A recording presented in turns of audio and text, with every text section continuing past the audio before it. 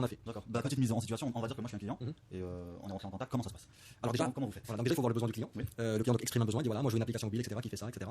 Et puis déjà, parfois le client en fait il a un besoin, mais il sait pas exactement concrètement ce qu'il faut faire. D'accord, ok. Parfois c'est même pas une application mobile qu'il faut, parfois c'est un site internet. Donc vous faites du conseil aussi. Voilà, donc on le conseille, on va voir exactement quelle est la meilleure approche pour son besoin à lui. D'accord. Voilà. Si son besoin à lui par exemple c'est d'être connu, parfois c'est pas en faisant une application. Parfois c'est via un site internet mieux référencé sur Google. D'accord. Voilà, parce que Google attire beaucoup de monde. D'accord. Oui. Quand c'est un site e-commerce, parfois peut-être qu'il faut commencer par un site internet et bien l'adapter au support mobile. Voilà, pour que les produits soient référencés, pour que les gens puissent trouver les produits. Donc ça c'est la première. Donc c'est d'abord une bonne partie conseil. Et puis s'il s'agit d'applications mobiles, en fait on est dans le, on est digital mobile first. En fait on fait du digital, mais vraiment spécialisé dans l'aspect mobile. Ça peut être des applications comme je l'ai dit, mais aussi ça peut être aussi des sites responsives, ça peut être des différentes technologies, d'accord, sur le mobile. Et après, une fois qu'on conseille, ou si on part sur une application mobile, on l'aide aussi sur comment utiliser le mobile, comment utiliser les fonctionnalités des applications mobiles. Ça peut être la géolocalisation, ça peut être une notification push. Quelle est la stratégie pour des notifications push? Quelle est la stratégie pour géolocaliser? Quelle est la stratégie pour voilà, pas mal de paramètres comme ça sur lesquels en fait on conseille le client pour faire son application mobile. Et puis après, il y a un côté création. Donc on fait les maquettes, de l'application mobile. À quoi ressemblera l'application mobile? Donc c'est après quelques réunions qu'on fera ensemble. Donc on fera les maquettes. On va traduire votre besoin en maquette et en écran. Donc vous allez voir, tu vas voir exactement à quoi ressemblera ton application mobile. En 3D? Non, avec des outils en 2D pour voir l'application mobile à quoi elle ressemblera. Une fois qu'on fait ça, donc on pense à l'aspect UX, user experience. Comment faire en sorte que l'utilisateur clique le moins possible pour aboutir à une action concrète. Typiquement sur une application comme une application m-commerce pour faire des achats, il faut que la personne clique 3-4 fois et hop, c'est bon, la commande est passée. Il clique non plus 15 000 fois. Par exemple, il faut qu'on prenne en considération le touch. Sur les applications mobiles, on n'a pas la souris, on a le touch. Donc il faut penser à ce genre de choses. Par exemple, quand est-ce qu'on propose sur le push, quand tu le vois sur des applications, il y a d'abord une autorisation de accepter des push ou pas. Nous on le propose, c'est pas n'importe quel moment qu'on affichera ça, c'est des moments bien pertinents. Par exemple, donc c'est tout ça, c'est tous ces aspects auxquels on va penser. Et puis à côté du design, on va faire un document qui explique le projet de A à Z. Exactement quand on clique là, qu'est-ce qui se passe, quand on appuie sur ça, qu'est-ce qui se passe, etc. Pour que ça soit bien formalisé. D'accord.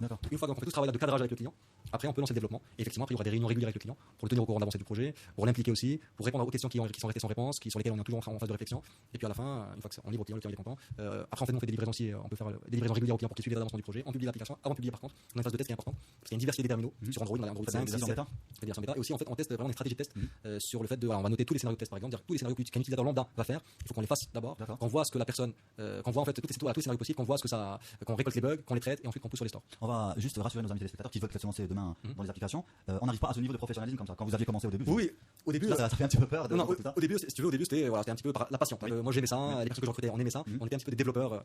Mais on se rend compte très rapidement avec le temps, avec l'expérience, effectivement que c'est pas uniquement développer une application, c'est pas l'aspect technique uniquement qui compte, c'est aussi l'aspect gestion de projet. Comment on gère un projet de A à Z, comment on gère la relation avec un client, comment on gère aussi l'aspect marketing. Une application c'est pas uniquement quelque chose de technique, c'est aussi à des marques, ça leur permet de fidéliser leurs clients.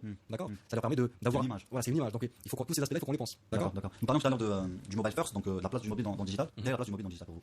Déjà il faut savoir que par exemple en 2016, depuis 2016, il y a plus de connexions sur Internet depuis un mobile depuis un mobile et tablette que le desktop.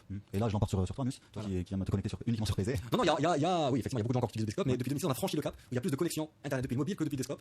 Mais et ça change la donne. Ça change la donne, exactement. Le téléphone c'est une extension humaine. C'est une extension humaine et c'est aussi l'avantage qu'offre le mobile, c'est qu'il relie le monde physique au monde digital. Il est jamais trop loin. Voilà, parce que pendant qu'on a le mobile, on est géolocalisé. D'accord. On peut voir typiquement sur les applications Uber-like, on peut voir un peu des chauffeurs à proximité. Donc ça relie vraiment le monde physique avec le monde digital. Voilà, ce que ne ferait pas le desktop par exemple.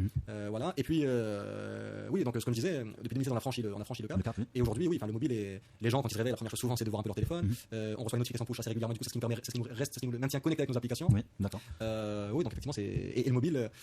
D'ailleurs, il y a des stratégies mobile first. En fait, quand on pense à une stratégie digitale, il y a de dire voilà, est-ce qu'on commence pas d'abord par le mobile, de penser mobile first. D'accord. On va parler un peu de digital en Algérie. On va prendre exemple sur vous, plutôt les côtés positifs. On va commencer par le positif. Vous avez lancé votre projet via Lansèche. Oui, tout à fait. Ce qui vous a permis d'avoir des exonérations pendant 5 ans. Voilà. Quand j'ai lancé des immeubles en 2012, effectivement, quand on démarre, on a de l'incertitude, on n'a pas de visibilité, on ne sait pas. Donc du coup, moi, j'ai bénéficié de Lansèche. Enfin, j'ai fait une demande au niveau de Lansèche. Le dossier a pris pas mal de temps quand même, un petit hic, mais au final, effectivement, le dossier est passé. Et oui, pendant 3 ans, et ça a été étendu à 5 ans, on a bénéficié d'exonération d'impôts. Effectivement, pour un démarrage, où le moindre dinar compte. Oui, c'est une bonne bouée de sauvetage. C'était pas tant pour les aides financières, parce qu'il y avait pas non plus, on n'avait pas beaucoup d'investissements. J'avais quelques PC achetés, etc., quelques bureaux. C'était vraiment pour la partie exonération d'impôts. Et ça, c'est un point positif. C'est très bien. C'est même parfait, c'est magnifique. Côté négatif, est-ce que vous avez rencontré des difficultés lors de votre aventure? Les difficultés, c'est une fois moi j'avais la compétence de dire je sais développer des applications mobiles. Compétence technique. Voilà. Trouver des clients ce n'est jamais facile de toute façon. Donc oui, il faut de la persévérance.